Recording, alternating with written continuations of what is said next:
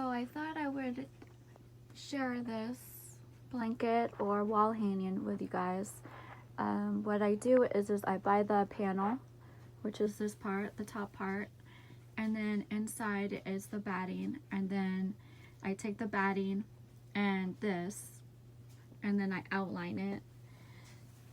So as you can tell, I outline out here and then out here, and then when I'm done, I sew it all together. And this was all done by hand, not on a sewing machine.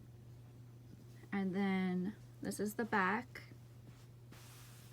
And then as you could tell, I did do a little bit like right there so that when you wash it, it doesn't go out. And then I just did some stuff right here. So this is the back. And you can use this as a wall hanging or as a blanket. That's totally up to you. But if y'all like owls, this would be a good present for anybody who likes owls.